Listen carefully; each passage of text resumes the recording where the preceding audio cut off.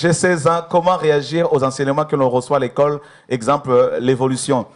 Alors, ce qu'il faut comprendre, c'est que nous croyons à la théorie au créationnisme. Donc, nous croyons que Dieu est l'auteur de la création, que Dieu est le créateur de toutes choses. Ça, il n'y a pas de problème.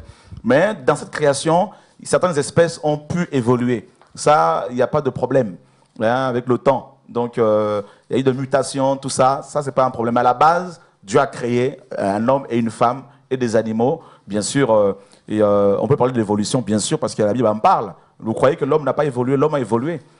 Mais pas en passant d'un insecte pour devenir, de l'insecte pour devenir homme. N'est-ce pas? Non, ce n'est pas dans ce sens-là. L'homme a été créé parfait et il a évolué dans le mal, bien sûr. Donc, oui, l'évolution, pas selon Darwin, bien sûr. Donc, nous n'étions pas des singes pour devenir des humains et demain on sera des éléphants, c'est pas ça. Voilà. Justement, en fait, pour rebondir un peu sur la question, je voulais savoir, parce que moi, j'avais dit que j'avais suivi quelques enseignements. Le micro, ouais. J'avais suivi quelques enseignements hébraïques, en fait. Et en fait, je voulais savoir si le commencement, en fait, dans Genèse 1, c'était le commencement, le vrai commencement, parce que j'avais entendu que Bereshit, en fait, c'était le commencement de quelque chose. Une action un peu le gérondif, en fait. C'est en train de quelque chose, en fait.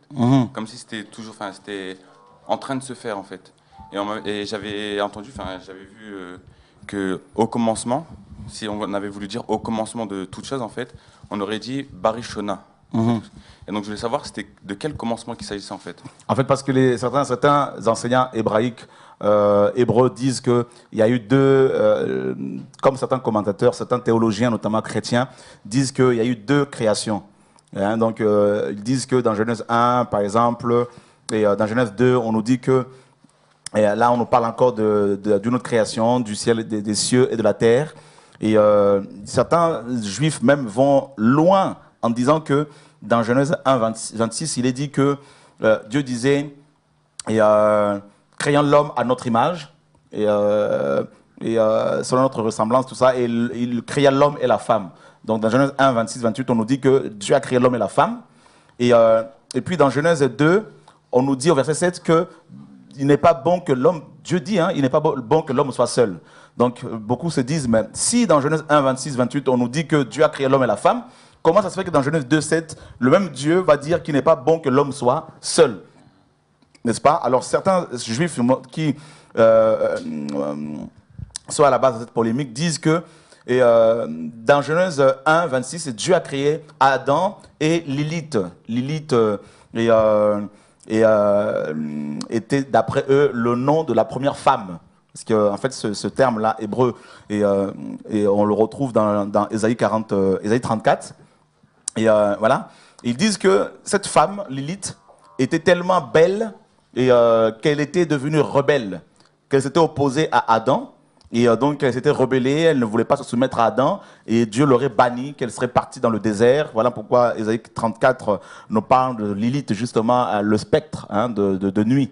Donc, Lilith, qui serait la première femme que Dieu avait créée, et elle serait devenue un démon de nuit, ou la sirène, parce que Lilith est traduit également par sirène de nuit, ou succube, incube. Voilà, donc ensuite ils disent que dans Genèse 2:7, Dieu maintenant va décider de créer une deuxième femme, Adam. Bon, ça, ce ne sont que des suppositions.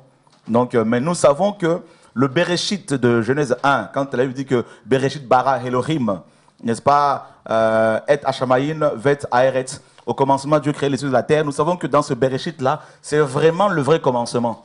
C'est-à-dire, il n'y a pas eu un autre commencement avant. Et c'est un commencement achevé. C'est-à-dire, Dieu a tout accompli déjà. N'est-ce pas? Donc il n'y a pas eu d'autres choses après. Tout a été fait. La Bible dit que Dieu a fait toutes choses parfaites. Toutes les choses étaient parfaites. La création, tout ça.